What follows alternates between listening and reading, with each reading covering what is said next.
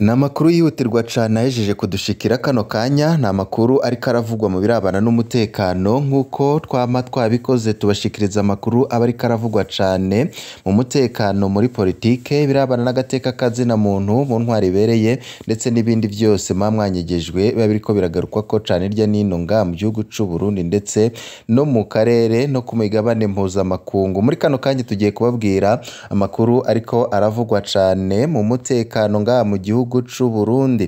Amakuru adushikira kano kanya nibijanye n'itangazo umurwi w'abaroberi ba Red Tabara barwanya leta y'u Burundi bahejeje gushira ahabona. Ni mu gihe leta y'u Burundi nayo nyine iriko irategura intambara ku gihugu c'u Rwanda vyeruye, bivanye nuko leta y'u Burundi iriko iragiriza u Rwanda yuko ruriko rurohereza amabombe mu Burundi. Ayo mabombe nyine ngakaba ariko araterwa mu Burundi aturutse mu Rwanda. Kuri ubu ngubu turaza kubabwira ivyo leta y'u Burundi ihejeje gushira ahabona, ariko ibiteye ubwoba ni ukugene leta y'u Burundi ishize ivyo ahabona na Red Tabara igasohora itangazo rikomeye cane. None bigiye kugenda gute? Muri ano makuru turaza kubabwira vyinshi twabateguriye kuri ivyo vyose bejeje kudushikira, bamwe n'abandi babona yuko ibintu vyoba bigiye guhindura isura ngaha mu gihugu c'u Burundi. Koko u Burundi bugira butere u Rwanda? Muri ano makuru turaza kubigarukako. Ni nyuma y'imari nyinshi zigize iminsi ziravugwa, aho igihugu c'u Burundi cyagiriza igihugu c'u Rwanda kuba u Rwanda arirwo rucumbikiye abashatse gutembagaza Muisi Pierre Nkurunziza, harimwo General Godefroid Niyombare. Ni mu gihe kandi u Rwanda narwo nyine ruvuga yuko u Burundi buha ibirwanisho FDLR, umurwi w'inkorabara wasize ukoze ihonyabwoko mu gihugu cibaye c'u Rwanda, ihonyabwoko ryakorewe abatutsi mu mwaka w'igihumbi kimwe amajana 1994. Kuri ubu ngubu impande zompi zikaba zisharirikanye ku rugero ruteye ubwoba. Ivyo vyagaragajwe no kugene leta y'u Burundi yafashe ingingo yo kugara imbebe zose u Burundi buhana n'u Rwanda. Imvonga akaba ari uko igihugu c'u Burundi ngo cikeka yuko abarwanyi bashobora kuza barava mu Rwanda bakagenda mu rudavagi binjira mu Burundi, gutyo u Burundi ntibumenye igihe ibintu vyahereye. Muri ano makuru rero turaza kubabwira vyinshi kubijanye n'izo ndyane, gutegana imitego bikomeye cane hagati y'abakuru b'ibihugu b'ivyo bihugu bibiri, igihugu c'u Burundi ndetse n'igihugu cibanyi c'u Rwanda. Aho muri kano kanya tugiye kubabwira amakuru nyine ariko aravugwa kuri ivyo. Nimba utaravyonda kuri sabone canke subscribe ukoresha ururimi rw'icyongereza, vyondako maze uzurabana natwe umunota ku yundi mu makuru n'ibiganiro twama dushikiriza ducishije kuri nombonesha kure mukunda muri benshi Shiramatsiko TV. Reka tudatevye aya makuru yacu tuyatangurire kwitangazo ryahejeje gushirwa ahabona n'umurwi w'abaroberi ba Red Tabara urwanya leta ya Gitega mu Burundi. Red Tabara ivuga ko amahoro ariko araronderwa muri Kongo biciye mu biganiro vya Amerika na Katari yotsimbatara aruko u Burundi buganiriye n'abatavuga rumwe nayo mu vya politike, abafashe ibirwanisho ndetse n'amashirahamwe yigenga. Umuhari Red Tabara uriyamiriza ivyashikirijwe n'ibiro bikuru vya gisirikare c'u Burundi kuwa 26 Munyonyo mwaka 2025 ko umuhari Red Tabara uri mu runani rw'imirwi yitwaje ibirwanisho rugizwe na FNL ya Nzabampema, AFC M23 Twirwaneho ndetse n'iyindi mirwi itandukanye. Red Tabara ibicishije mu itangazo ryo kuri uyu wa gatatu Kigarama mwaka 2025 ivuga ko yongeye kwibutsa ubugira kandi ko atarunani na rumwe irimwo, ibituma iri ku rubuga ubu ngo birazwi neza na cane na leta y'u Burundi ndetse n'amakungu.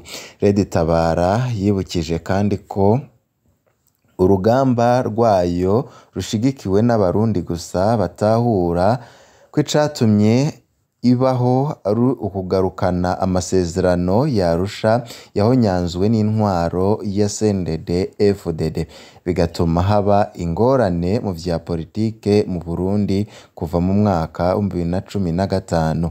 Ku bw'ico Red Tabara ikavuga ko vyumvikana ko ataho ihuriye n'imirwi yitwaje ibirwanisho yadondaguwe n'ibiro bikuru vya gisirikare c'u Burundi mu itangazo cyashize ahabona. Red Tabara tubibutse yuko ari umurwi w'abarundi bishize hamwe bagamije kurwanya leta ya CNDD-FDD bivanye nuko iyo leta babona ngo yuko ataco ishitsa ku barundi haba mu iterambere ndetse n'ibindi, bagafatira ku kugene leta y'u Burundi muri kino gihe abasirikare bose barungitswe muri Uvira mu kurwana mu nyungu z'ibihangange bimwe bimwe byo muri uwo mugambwe CNDD-FDD, gutyo abarundi bakaba barishize hamwe kugira ngo barwanye iyo ntwaro imariye abana b'u Burundi ku macuniro, aho kuri ubu ngubu amaborogo ari menshi mu banyagihugu, bamwe bariko baraburira imiryango yabo muri izo ntambara, aho abana bariko barabura abavyeyi babo, abavyeyi bakabura abana babo, kuri ubu ngubu rukaba rwabuze gica. Tubutse yuko Red Tabara yaboneyeho akaryo ko kwibutsa ko umuti urama w'indyane ziri muri Repubulika Iharanira Intwaro Rusangi ya Kongo uzotuma akarere kose kagira amahoro. By'umwihariko Red Tabara ivuga ko ari ngombwa ko inyishu y'ingorane za politike n'umutekano mu Burundi itorwa mu buryo bufatanye n'utwigoro turiko turakorwa mu vya Repubulika Iharanira Demokarasi ya Kongo. Red Tabara kandi igaheraheza itangazo ivuga ko rero uruhara ari urw'amakungu yahagarariye amasezerano yarusha rwo gutuma intwaro iri mu Burundi iganira n'abatavuga rumwe nayo mu vya politike hamwe n'abafashe ibirwanisho ndetse n'amashirahamwe yigenga. Ku bwa Red Tabara aho ngo niho amahoro ariko ararondererwa muri Repubulika ya Kongo biciye mu biganiro muri Amerika na Katari azotsimbatara. Kubivugwa muri Kongo nyine, ibiro bikuru by'igisirikare cy'ico gihugu twabwiye ko vyaraye bisohoye itangazo aho bimenyesha ko muri kino gihe gihambaye, aho amakungu aciye kuri Leta Zunze Ubumwe za Amerika hamwe n'igihugu ca Katari yariko akora ibishoboka byose ngo agarukana amahoro mu buseruko no mu manuko bwa Kivu vyagiriza urunani AFC M23 guhonyanga amasezerano yo guhagarika intambara. Ivyo biro bikemeza kandi ko AFC 23 ifashwe mu mugongo n'igihugu cibanyi cy'u Rwanda. Muri iryo tangazo ibiro bikuru by'igisirikare ca Kongo vyemeza ko kuva mu gitondo c'uwa kabiri Kigarama mwaka 2025 abasirikare b'u Rwanda hamwe n'abagenzi babo bo mu runani AFC M23 barwije ibitero ku birindiro vy'abasirikare ba Kongo biri Kaziba, Gatogota na Rubarika muri Kivu y'ubumanuko. Igisirikare ca Kongo kikavuga ko ivyo bitero vyerekana ubushake bwo kwanka amasezerano y'amahoro y'i Washington n'i Doha no kurwiza n'ubusa n'abigira nkana utwigoro wo kugarukana amahoro mu buseruko bwa Repubulika Iharanira Intwaro Rusangi ya Kongo. Naho biruko igisirikare ca Kongo gihamagarira abanyagihugu kuguma batekanye, ingingo zose zikenewe ngo zarafashwe kugira AFC M23 ngo irangwa n'ikibi ntitere intambwe. AFC M23 ngo yahakanye ko idafashwa n'u Rwanda, nayo ikaba yagiriza leta ya Kongo hamwe n'abayifasha intambara barimwo abasirikare b'u Burundi n'imbonerakure kuba ari bo barenga ku masezerano yo guhagarika intambara. Byose biruko mu gihe mu gihe harasinywe amasezerano yo kugarukana amahoro. Ni amasezerano agize iminsi asinywe, harimwo mu bagiye mu birori byo gusinya mu masezerano umukuru w'igihugu c'u Burundi nyenecubahiro Perezida Evariste Ndayishimiye, umukuru w'igihugu c'ububanyi c'u Rwanda nyakubahwa Paul Kagame Kisekedi wa Kongo, aho ayo masezerano nyine yasinywe hagati y'umukuru w'igihugu c'ububanyi c'u Rwanda ndetse na Perezida Felix Kisekedi wa Kongo, amasezerano yo kugarukana amahoro. Ariko nanone aho bamwe n'abandi babona yuko mu gihe hasinywa mu masezerano n'ubundi intambara zakomeje kwirwiza, bivanye n'uko kuri ubu ngubu vyabandanije gukomera cane. Ivyo biravugwa mu gihe ngaha mu gihugu c'u Burundi ubwoba ari bwinshi mu banyagihugu baturiye Rugombo, abanyagihugu bo mu Rugombo mu ntara ya Cibitoki yahora bariko baravuga ubwoba bukomeye bafite, bivanye n'uko hari ibisasu vyoba biriko biraturuka muri Repubulika Iharanira Intwaro Rusangi ya Kongo bikagwa mu Burundi, kandi ivyo bisasu bikaba biriko birahungabanya umutekano, harimwo n'abariko barabikomerekeramwo.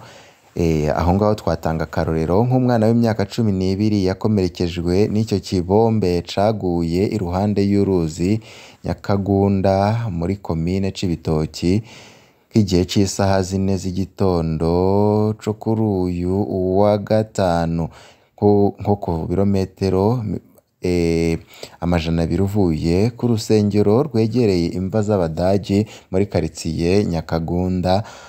Amakuru atangwa n'abanyagihugu avuga ko cazananye muri Repubulika Iharanira Intwaro Rusangi ya Kongo. Abanyagihugu bemeza ko hari n'amasasu yinjiye mu mazu yabo, basaba ko ibiriko bibera Kongo bitoza gutesekaza umutekano mu gisagara ca Rugombo. Ikindi basaba nuko impande zihanganye zokumvikana kugira ngo amahoro aboneke mu karere.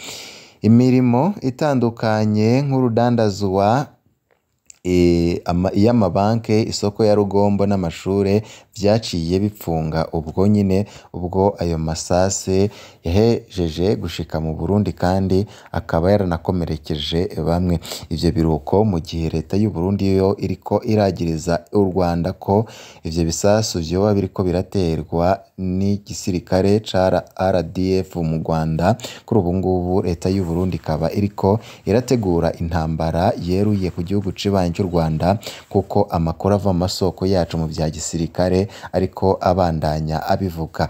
Ivyo bikabonekera ku kugene leta y'u Burundi yongereje ku murindi ukomeye cane abasirikare benshi ku mbebe igihugu c'u Burundi gihana n'u Rwanda ndetse na Repubulika Iharanira Intwaro Rusangi ya Kongo. Ubu ngubu Burundi ntago buriko burakira impunzi z'intambara iriko irabera muri Repubulika Iharanira Intwaro Rusangi ya Kongo, bivanye n'uko leta y'u Burundi iriko irikeka yuko hashobora kuziramwo n'abarwanyi ba AFC M23 ndetse n'abarwanyi ba Red Tabara mu kurwanya leta y'u Burundi.